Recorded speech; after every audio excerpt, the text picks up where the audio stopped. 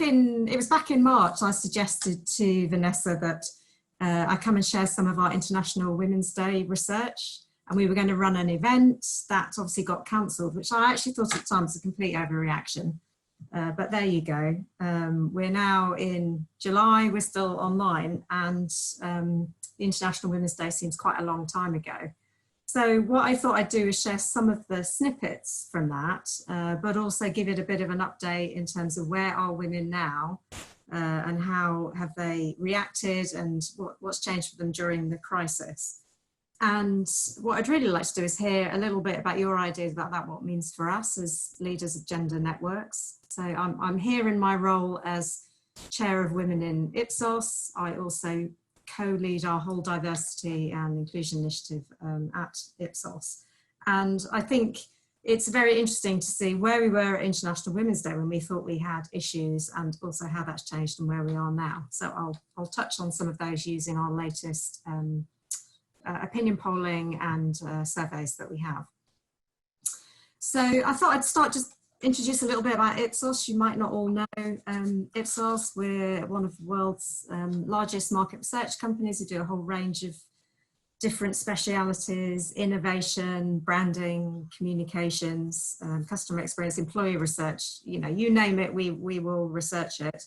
And in the UK, we're known much more as Ipsos MORI, the MORI being the public opinion, social research part of our business.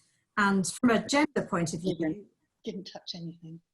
From a gender point of view, we have a partnership with King's College, and we work with Julia Gillard on the Global Institute for Women's Leadership. And that is what drives a lot of our gender-based research. And it's a fantastic, amazing partnership that we're very proud of, and we're very happy with some of the content and research that we have managed to put into the public domain and really, you know, push forward the debate on gender. So I have my colleague Jordana is also in the chat box, so she's happy to take any questions or at least collect questions that we can't answer at today. And hopefully at the end we'll get on to hearing a few of your ideas for some of the implications of what we see happening with women during the crisis. So it's really the International Women's Day research raised a few interesting issues. It's one way of putting it, the word interesting. And I think what stuck out for me was that at that time, a third of men still thought it was acceptable to tell jokes for sexual nature at work. I mean, a third. I was really quite gobsmacked by the size of that. So, you know, we're still on a journey, and that's where we were back in March. And I'm going to show a few other highlights from that research, but it shows there's still an awful long way to go, and really still a lot needs to change. So what has changed since then will be something we'll come back onto. The full report for International Women's Day is available, will be available on a link in the PDF if you haven't seen it. There's a lot more detail in there about attitudes to women in the workplace and just general issues. So do take a look at that.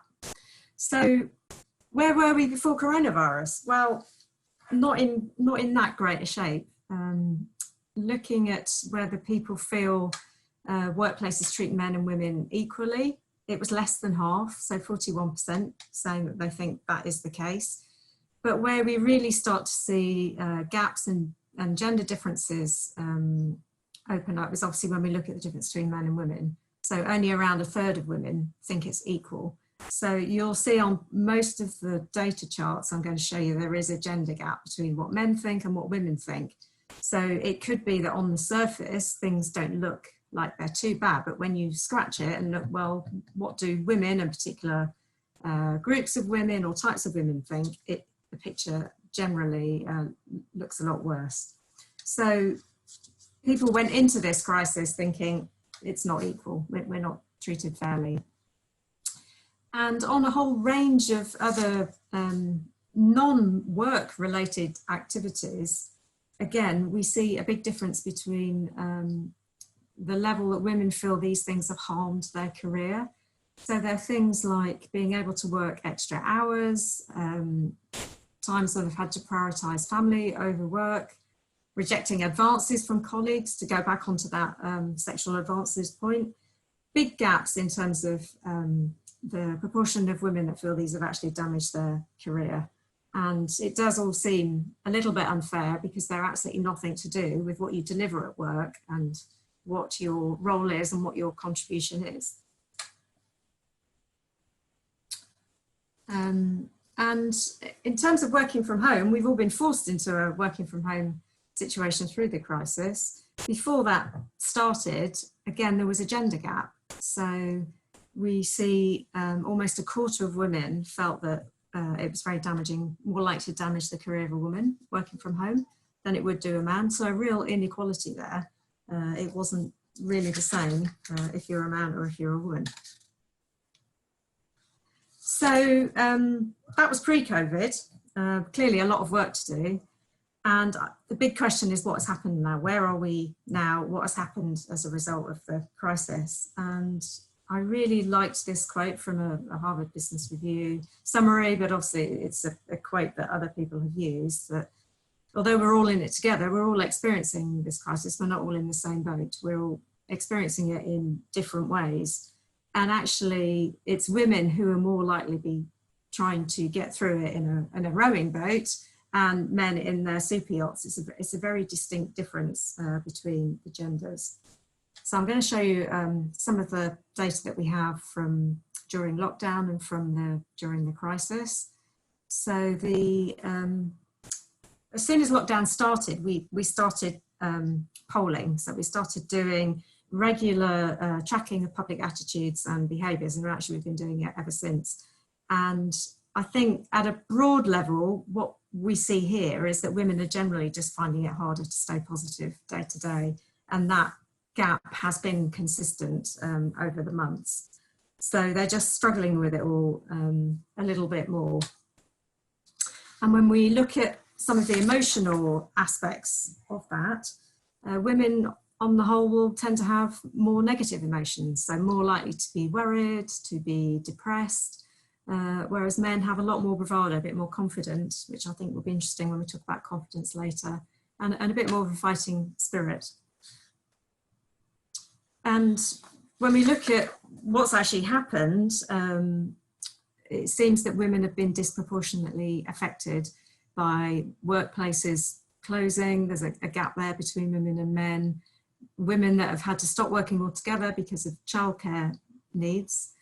And we mentioned this earlier, the intersectionality, but I think, you know, today we're focusing on gender, but we really can't ignore ethnicity. And again, a very stark finding that we've seen during lockdown is this 24% of BAME mothers who are struggling to feed their children, which is just a huge proportion. And that group in particular are really feeling the difficulties of this whole situation.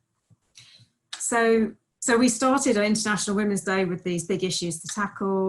There has been a lot of areas where women have found it more difficult and have been affected disproportionately more. So, you know, it is still a journey, and there are still a lot of concerns and issues going on out there. So if you think about, well, why is that? Why are women struggling more than men? I thought we'd refer back to, it's an old book, but I think it's still very relevant, Second Shift, which was published at the end of the 90s, but unfortunately is still horribly relevant today, as evidenced by the fact it still keeps being reprinted and being reissued. But the fact is that many women are still working a second shift. So this is on top of what they need to do at work. They're coming home and doing lots of other stuff.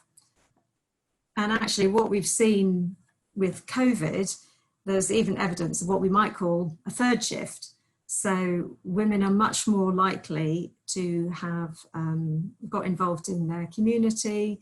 They're more likely to be spending more time reaching out to people to check that friends and family are okay, just spending time talking and keeping those connections going, as well as very practical things like helping with shopping or supporting people in self-isolation. So our data shows very strongly that there's a lot of other activities and burden that women are taking on themselves during this time.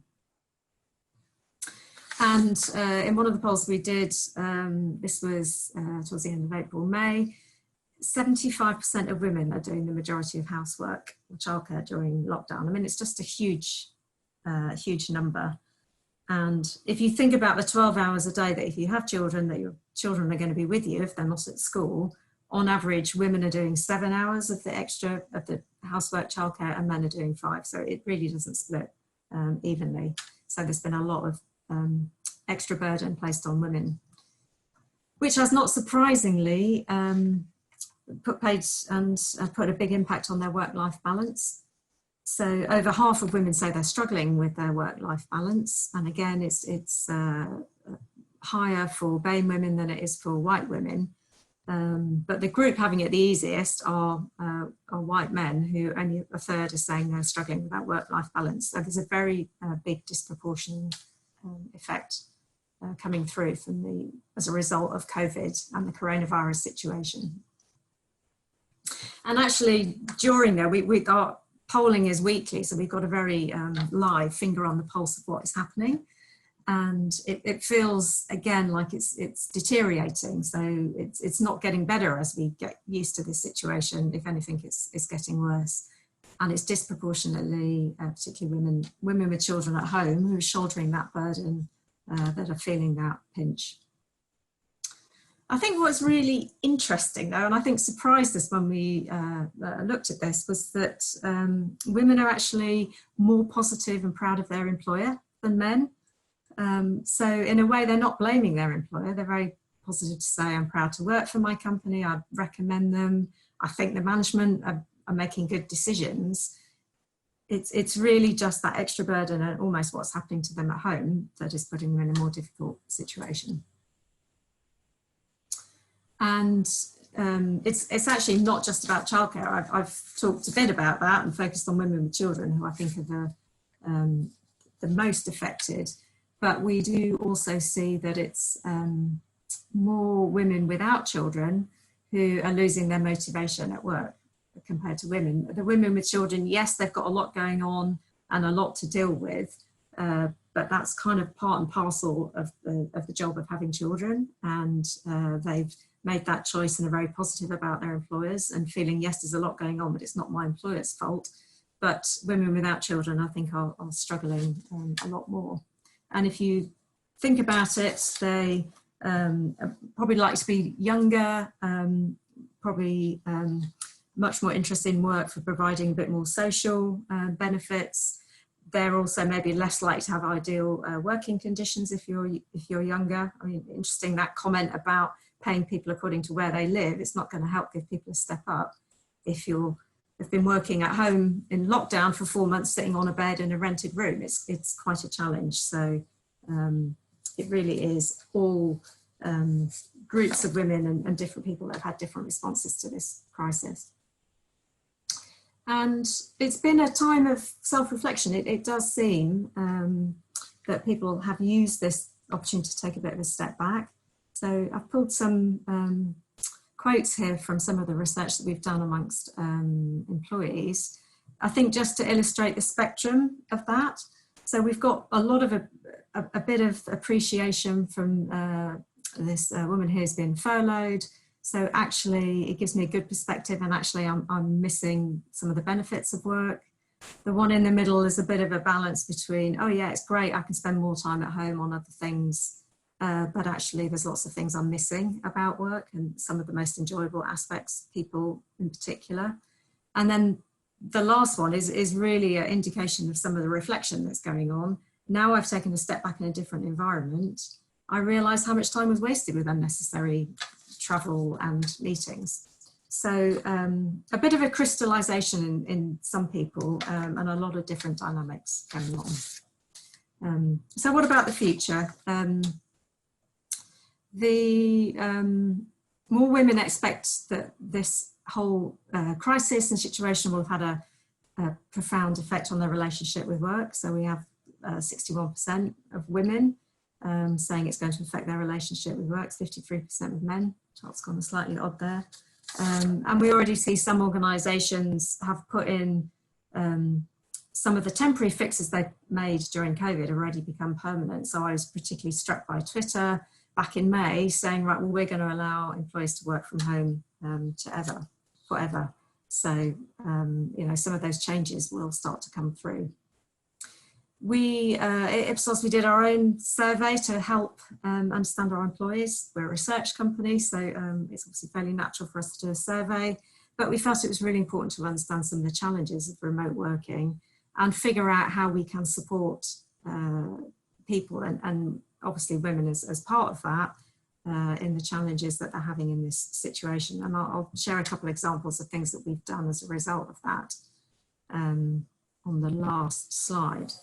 So overall, from everything that I've talked about and what we've learned from looking at our polling during COVID, I think we can distill it down to 4 areas of what that means for us as leaders of gender networks. And this is where, if you have any ideas or thoughts, I can't see the chat box just at the moment, but I'll have a look in a moment, and Jordana's there, about ideas or thoughts of things that, that we could do to help mitigate and overcome some of these things. It would be very interesting to hear those and discuss those. Maybe not now, but we can certainly collate them and share them and talk about them afterwards. So the 4 key areas are thinking about what we can do to reduce women's extra anxiety during this time. And one thing we did at Ipsos MORI was for our parents network, we very quickly set up a WhatsApp chat group, and that has been really, really active at sharing tips and ideas and just that feeling of support for people who are struggling with their childcare as well. We need to think about how organisations can support women whose work-life balance has deteriorated. If they're taking on that 2nd and maybe 3rd shift, what can we do to support them? One thing we've done is remove our core hours policy. We used to have quite flexible working, but sort of fixed hours that we needed to be there. We've taken that away. And that really feeds into, it's not about presenteeism or the hours you work, but what you're contributing. The 3rd area, I think this surprising thing, think about how the positivity of women with children can be acknowledged and appreciated. You know, they do show up to work with a lot of other things going on in their life, but having made that decision, they can be very highly motivated. And again, I think it's judging on results rather than the extra hours and extracurricular things is a really important part of that. And then finally, the other thing to think about is what can we do to ensure that some of the positive changes we've seen will stick post-COVID? And a lot of that is about flexible working. So we've all now at Ipsos embraced MS Teams. We were a bit slow to adopt it before, and that will become, there's always an MS Teams link as a default for all meetings. So it's not like you have to ask for a dial-in or to be able to join a meeting virtually. It's there as a default to help facilitate that. So that is my areas. What's going on in the chat box? Is there... Vanessa, it looks like you're talking, but you're on mute. Okay. So Caroline, that was fantastic. What insights and what some absolutely shocking stats there. Just some ideas I just want the Gender Network members to take away is, what can you do about those 4 points? You know, you've seen some of these stats. I want you to kind of absorb that and think, is this happening in my organisation, and how could we respond to that?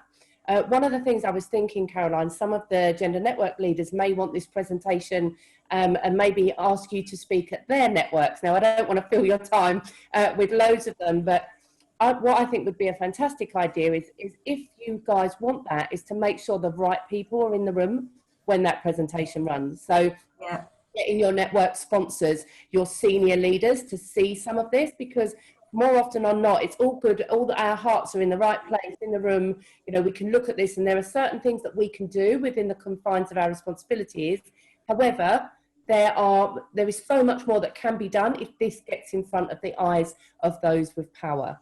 So just a couple of things for you to take away. Look at these 4 points, reflect on what can you do today, tomorrow, to kind of address some of this. Also, if you're already doing some of it, share that best practice. but also, Caroline, can people get in contact with you? Yeah, sure. And all the data is public domain, and actually in the you can contact me directly, but there's also a lot on our website, and there's the particular link to follow all of our COVID related polling, the latest weekly updates that come out. There's a link on the PDF. And also, I'm very happy to share it, use it, make the most of it. This is, you know, really a passion of ours to really help inform the debate and provide some evidence, and really big wake-up calls to people to see what is actually happening. You know, Caroline, is there a way that our members, because between the Gender Network members, we cover thousands and thousands of women, is there a way that we can contribute to these polls? Well, they are, yes, I mean, it probably could be part of our wider research programme. The polls are nationally representative, large samples to make them representative of the population as a whole, but we do obviously do other work, and we've worked with some organisations. You know, we've even gone in and done some filming in organisations to understand the culture and be a bit of a fly on the wall about what's really happening in some of those meetings and some of those situations. So there was a very big, one of the big UK companies that we've done that for recently, when we're able to hold up the mirror and then work with that organisation to drive their strategy on what they were going to do about gender. Fabulous. Well, Caroline and Jordana, thank you so much for sharing that. So insightful.